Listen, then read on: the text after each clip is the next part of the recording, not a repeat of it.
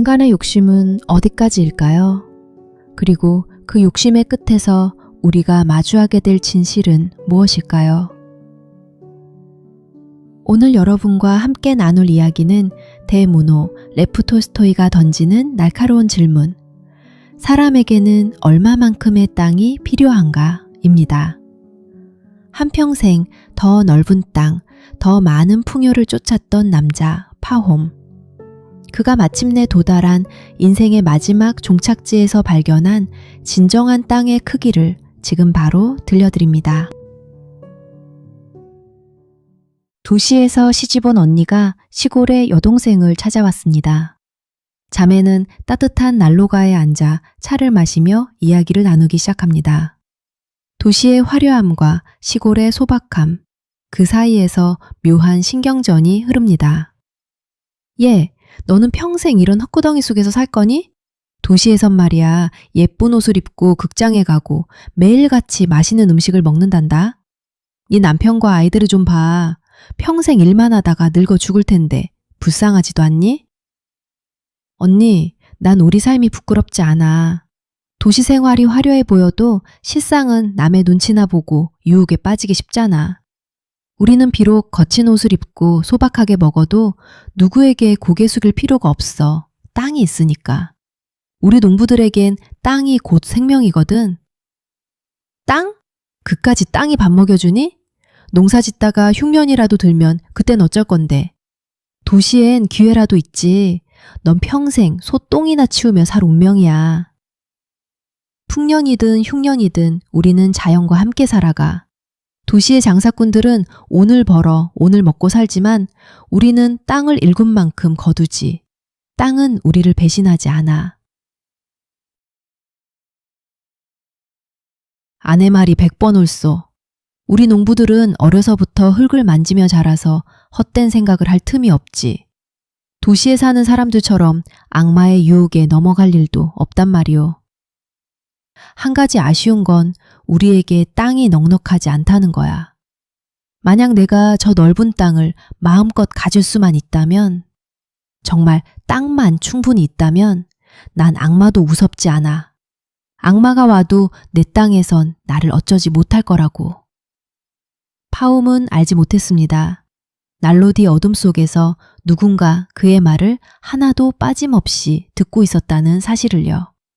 바로 악마였습니다. 그래, 아주 재미있는 장담을 하는구나, 파옴. 땅만 있다면 나도 무섭지 않다 이거지? 좋다. 내가 너에게 땅을 아주 듬뿍 주지.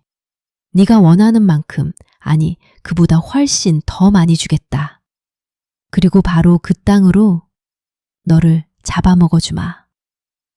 파옴의 무모한 장담이 허공에 흩어지고 악마의 검은 미소가 방 안을 가득 채웠습니다.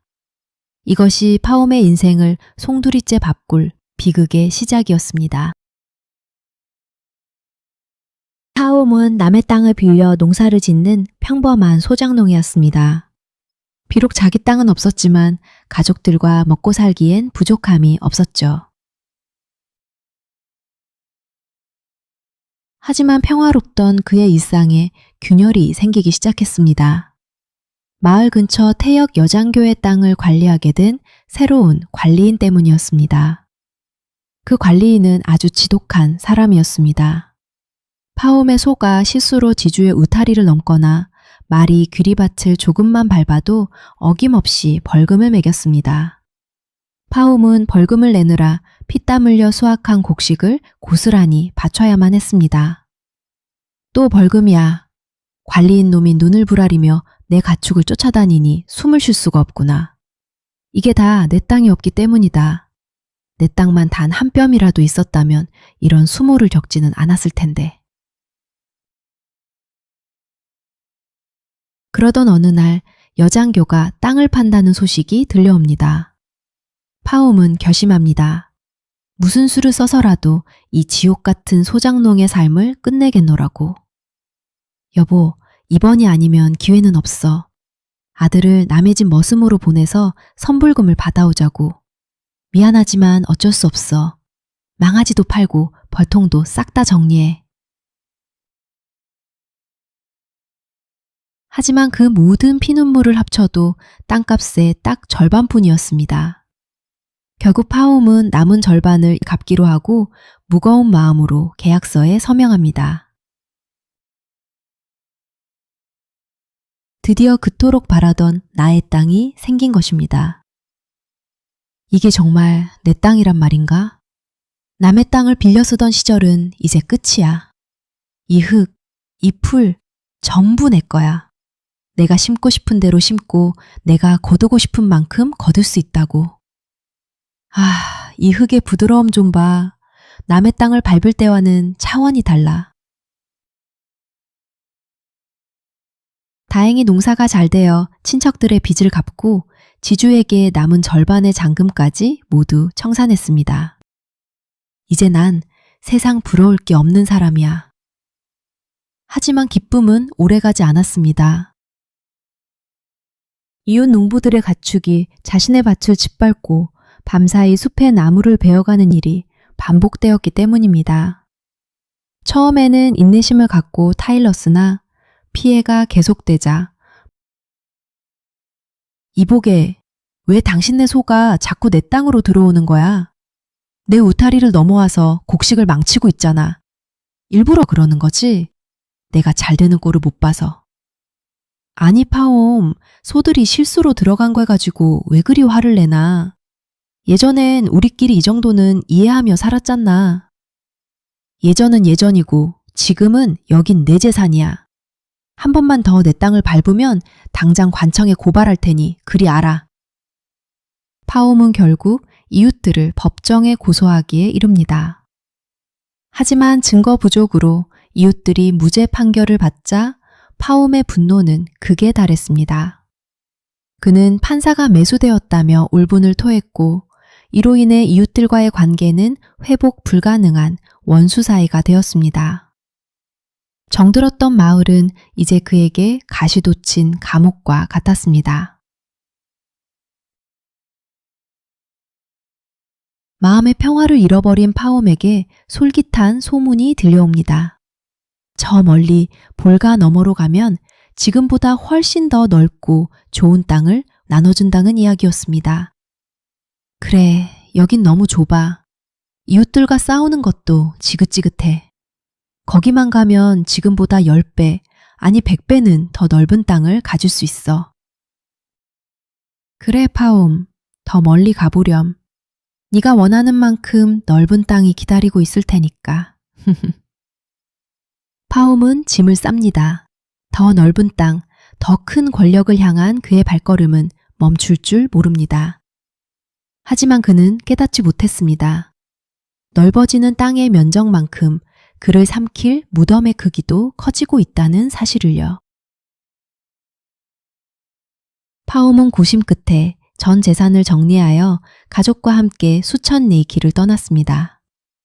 새로 도착한 정착지는 소문대로 풍요로웠습니다. 마을 공용지에 가입한 파옴은 이전보다 5배나 넓은 땅을 얻었고 첫 농사에서 거대한 수확을 거두며 마을의 자산가로 자리 잡습니다. 그러나 풍요 속에서도 파옴은 다시 갈증을 느꼈습니다. 지금의 땅만으로는 자신의 야망을 채우기에 부족했기 때문입니다. 그는 더 많은 밀을 심기 위해 매년 이웃의 땅을 빌려야 했고 다시 이웃들과 마찰을 빚기 시작합니다. 남의 땅을 빌려 쓰는 한 나는 영원히 저들의 눈치를 봐야 해. 아무리 농사가 잘 되어도 내 땅이 아니면 무슨 소용인가. 누구의 간섭도 받지 않는 지평선 너머까지 펼쳐진 진짜 내 땅이 필요하다. 볼가강에서의 풍요도 파옴의 갈증을 채우지는 못했습니다. 임대농사의 번거로움에 지쳐가던 어느 날 사료를 사러 마을에 들른 파옴은 멀리서 온 한 상인을 만나게 됩니다. 그는 파옴에게 믿기 힘든 이야기를 들려줍니다. 이보시오 농부 양반, 여기서 더 멀리 가면 바시키르라는 사람들이 사는 초원이 있다오. 그곳 사람들은 땅 귀한 줄을 몰라서 차와 옷감 같은 선물만 좀 가져다 주면 땅을 그냥 거저 주다시피 한다오. 내가 거기서 가져온 땅만 해도 수천 에이커가 넘지. 흙은 또 얼마나 검고 기름진지. 상인의 말은 파옴의 가슴에 다시 한번 거센 불길을 지폈습니다. 그에게는 이제 볼가강의 넓은 땅조차 좁고 답답한 감옥처럼 느껴졌습니다. 남의 눈치를 보지 않아도 되는 지평선 너머까지 펼쳐진 진짜 내 소유의 땅이 눈앞에 아른거렸습니다. 그래, 이곳에서 아웅다웅하며 살 이유가 없어.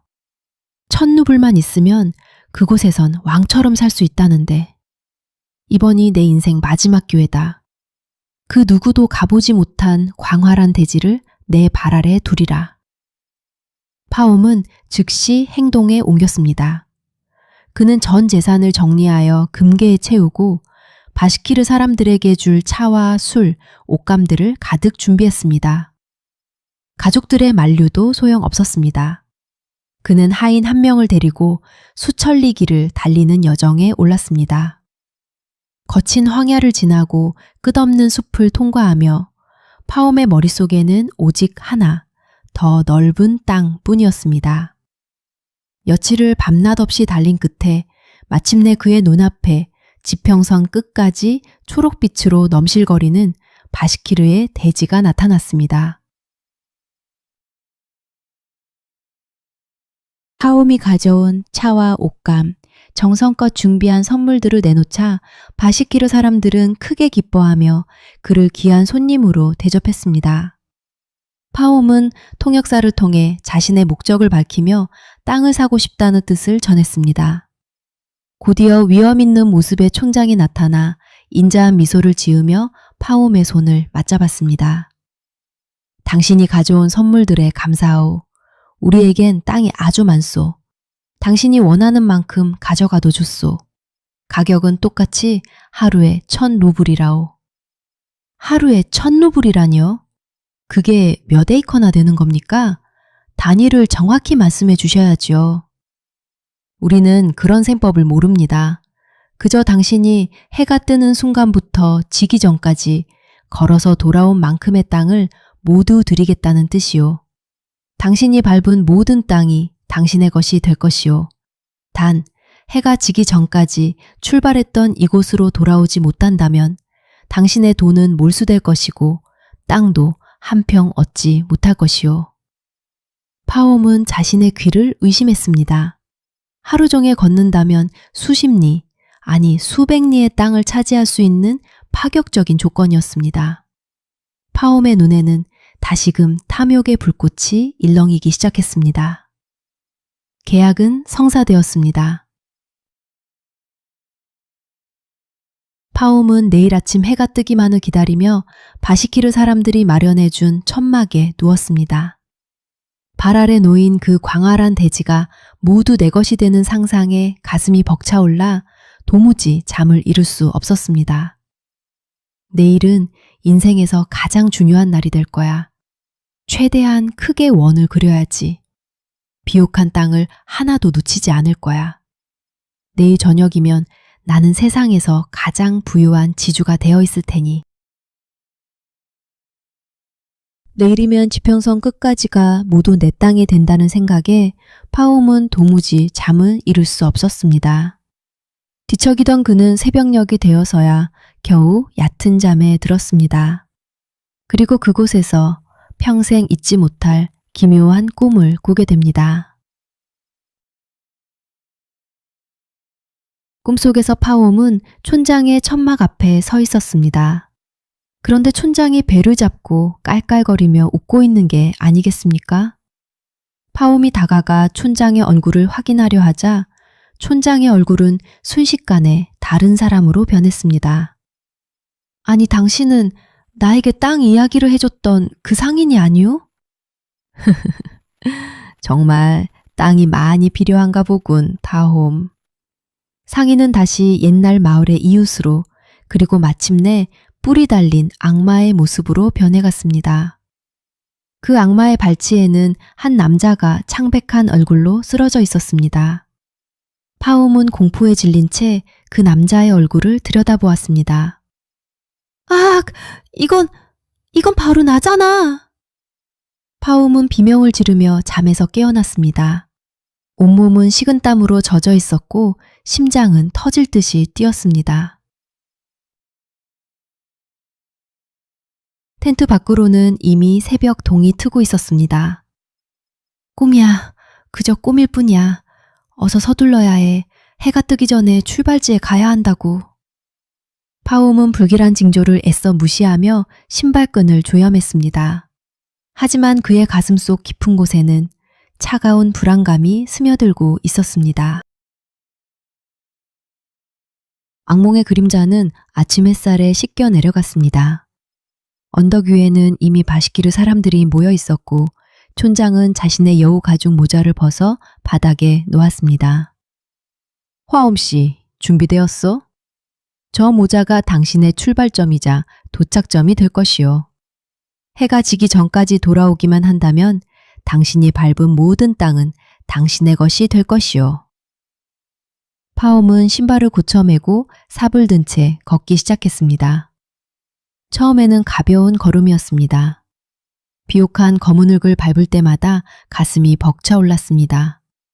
그는 중간중간 삽으로 구덩이를 파서 경계를 표시했습니다. 조금만 더 가자. 저기 저 촉촉한 골짜기까지만 가면 정말 완벽한 농토가 될 거야. 어느덧 해가 머리 꼭대기에 왔습니다. 파옴의 셔츠는 땀으로 흠뻑 젖었고 입술은 타들어갔습니다.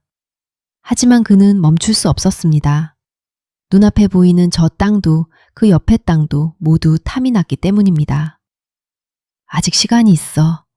조금만 더 넓게 돌자. 이 정도 고생쯤이야. 평생의 풍요를 생각하면 아무것도 아니지. 너무 멀리 온 것일까요? 해가 서쪽으로 기우기 시작하자 파옴의 마음이 급해졌습니다. 다리는 천근만근 무거워졌고 구두는 발을 조여왔습니다. 그는 구두를 벗어 던지고 맨발로 뛰기 시작했습니다. 아, 안 돼. 해가 지고 있어. 조금만 더. 제발 내 다리야. 버텨다오. 해가 지평선에 걸렸습니다. 파옴은 이제 비명을 지르며 뛰고 있었습니다. 구두는 이미 벗어 던졌고 맨발은 날카로운 돌과 가시덤불에 찔려 피투성이가 되었습니다. 아, 안 돼. 조금만 더. 제발. 내 다리야. 여기서 멈추면 모든 게 끝이야. 그 많은 땅들이 다 물거품이 된단 말이야. 입안은 바짝 말라 타들어가고 가슴은 마치 달궈진 인두로 지지는 듯한 통증이 밀려왔습니다. 셔츠는 땀과 먼지로 범벅이 되어 몸을 짓눌렀습니다. 파옴은 가진 것을 하나씩 버리기 시작했습니다. 삽조차 지팡이 삼아 겨우 버틸 뿐이었습니다. 죽을 것 같아. 하지만 여기서 죽을 수는 없어. 저기 언덕 위에서 사람들이 손을 흔들고 있잖아. 멀리서 들려오는 바시키르인들의 응원 소리. 태양의 아랫부분이 지평선 너머로 사라지기 시작했습니다. 파옴은 마지막 힘을 쥐어짰습니다. 언덕 위에서 촌장이 자신의 여우가죽 모자를 흔들며 웃고 있는 모습이 보였습니다. 다 왔어. 거의 다 왔다고. 저 모자만 만지면 저 땅들이 전부. 갑자기 땅에 그림자가 드리워졌습니다. 파옴의 눈에는 해가 이미 진 것처럼 보였습니다. 그는 절망하며 멈춰 서려 했으나 언덕 위 사람들은 여전히 소리를 지르고 있었습니다. 언덕 아래인 이곳에서는 해가 진 것처럼 보이지만 높은 언덕 위에서는 아직 태양이 보인다는 사실을 깨달은 것입니다. 아, 아직이야. 아직 끝이 아니야. 파옴은 마지막 힘을 쥐어짜 언덕 위로 몸을 날렸습니다. 그의 손은 마침내 촌장의 여우 가죽 모자에 닿았습니다. 훌륭하오. 정말 대단한 일을 해냈소. 이제 이 모든 땅이 당신의 것이오. 아, 해냈다. 이 모든 땅이 내 것이. 하지만 파옴은 대답을 이어가지 못했습니다. 그의 입에서 붉은 피가 흘러나왔고 그는 그 자리에서 꼬꾸라졌습니다. 너무나도 넓은 땅을 차지하기 위해 달렸던 그의 심장이 결국 터져버린 것입니다. 주인님, 주인님 정신 차리세요!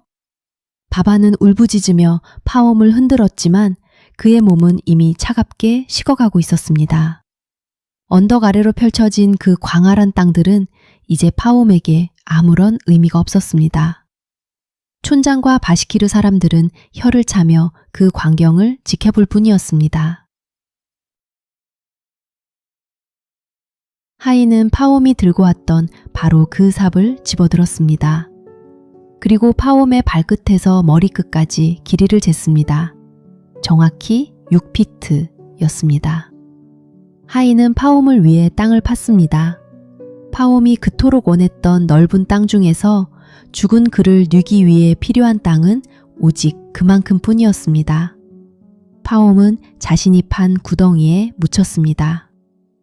결국 사람에게 필요한 땅은 그가 누워 잠들 수 있는 딱 그만큼의 크기였습니다.